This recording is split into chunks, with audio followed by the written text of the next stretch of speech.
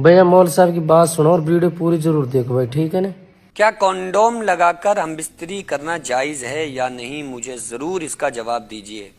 देखिए, ये एक इम्पोर्टेंट मसला है और नौजवान तबका इसमें फंसा हुआ होता है कि भाई जब हम बीवी के साथ हम बिस्तर हो रहे हों तो हम उस वक्त कंडोम का इस्तेमाल कर सकते हैं या नहीं। और कंडोम का जो यूज़ किया जाता है वो हमल को रोकने के लिए किया जाता है कि भाई जब कोई शौहर ये चाहता है कि हमारे बच्चे ना हों और वो बीवी के साथ हम बिस्तर होते हैं तो वो इसको यूज़ करते हैं ताकि वो एक फैमिली प्लानिंग करते हैं कि भाई अभी हमारा बच्चा इतना बड़ा है तो अभी हमें बच्चे नहीं चाहिए, तो इसलिए वो कंडोम का यूज़ करते हैं। तो इस्लाम इस बारे में क्या कहता है, मैं हदीस से आप लोगों को इस मसले को समझाता हूँ। एक मरतबा एक सहाबी आए और चूंकि पहले दौर में अजल लोग किया करते थे, अजल कहते हैं उस काम को, यानी कि हम बिस्तरी के बाद जो यानी कि जो लिक्विड होता है, जो मनी होती है, उसको जो है बाहर खारिज कर देना, तो वो ये अमल किया करते थे। तो आका इस्लाम के पास जब ये मसला आया तो आका इस्लाम ने उसके बारे में एक जगह खामोशी आपने इख्तियार की। जब एक बार और मसला आया तो आप सल्लल्लाहु अलैहि वसल्लम ने फरमाया कि बच्चों को मारना है, बच्चों का कत्ल है। तो अब इन दोनों हदीसों को हम तत्बीक देंगे और आपके सामने मसला पेश करेंगे कि इसका इस्तेमाल करना कब जायज़ है, कब नाजायज़ है, हम कर सकते हैं या नहीं कर सकते, या जो लोग करते हैं उनके ऊपर शरीयत उनके बारे में क्या कहती है। यानी कि आका इस्लाम ने एक जगह जब इस बात ये वाक़या आपके सामने आया, ऐसा मसला आपके सामने आया तो आपने खामोशी इख्तियार की, और एक जगह आपने जब एक बार और यही मसला आया तो आपने फरमाया बच्चों का कत्ल है।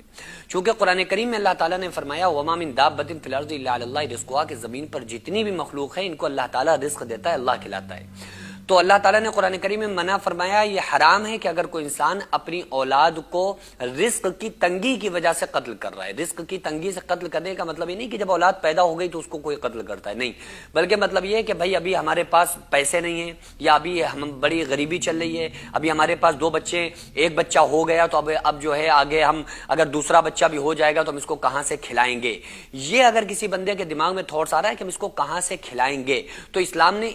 इस अमल की मजम्मत की है कि भाई खिलाने वाली जात अल्लाह ताला की है। जैसे अल्लाह ताला ने तुम्हें खिलाया है, एक बच्चे को खिला रहा है, वैसे ही अल्लाह ताला दूसरे बच्चे को भी खिला सकता है। वो मालिको मुख्तार है और वही खिलाता है। तो जो भी बच्चा पैदा होता है वो अपनी किस्मत साथ लेकर आता है। अल्लाह ताला पहले बच्चे की किस्मत लिखता है, बाद में उसको दुनिया में भेजा है। किस्मत तो 50,000 साल पहले बंदे की लिख दी। तो अगर कोई इंसान रिस्क की डर की वजह से इस चीज का इस्तेमाल कर रहा है तो ये जायज नहीं होगा, चूंकि राज़िक अल्लाह ताला इन्नल्लाह यर्ज़ुक़ु मन यशाउ बिग़ैरि हिसाब, बेशक अल्लाह जिसे चाहता है बेहिसाब रिस्क देता है। हाँ, अब इस मसले में अगर कोई इंसान रिस्क की वजह से इसका इस्तेमाल कर रहा है, कंडोम यूज कर रहा है, तो जायज नहीं है। लेकिन अगर कोई इंसान इसलिए कि डॉक्टर्स ने बोला है कि भाई बीवी की तबीयत ठीक नहीं है, या अभी आपका बच्चा बहुत छोटा है, अभी आपको जरूरत नहीं है, अभी अगर आप ऐसा करते हैं तो खतरा है, या बीवी को खतरा हो सकता है या बच्चे को खतरा हो सकता है। चूंकि आजकल ऑपरेशन से का ज्यादा वो चल रहा है ना मामला, तो ऑपरेशन से बच्चे पैदा हो रहे हैं, तो अमूमी तौर पर ऐसा होता है कि अब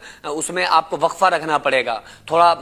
जल्दबाजी आप नहीं कर सकते। तो उस कंडीशन में फिर क्या है कि उस कंडीशन में अगर आप इस चीज का इस्तेमाल कर रहे हैं हमल रोकने के लिए, कंडोम यूज कर रहे हैं, तो फिर जायज होगा। अगर डॉक्टर्स ने बोला है कि किसी भी तरह का कोई खतरा हो सकता है, या कोई आपके पास शरई ऐसी वजह मौजूद है कि जिसकी वजह से आप ये कह रहे हैं कि भाई अगर अभी औलाद हो गई, हमल ठहर गया तो प्रॉब्लम हो सकती है, कोई शरई उज्र है, उसके बाद अगर कोई इंसान इसको यूज कर रहा है तो वो इजाजत होगी उस अमल की, उसको यूज करना जायज होगा। लेकिन अगर कोई बिला वजह सिर्फ इस वजह से कि भाई हमारे पास खिलाने के लिए खाना नहीं है और बच्चों को पैदा होने की वजह से कि बच्चे पैदा ना हो जाएं इसलिए उसका यूज कर रहा है, तो फिर ये अमल उसके लिए जायज नहीं होगा।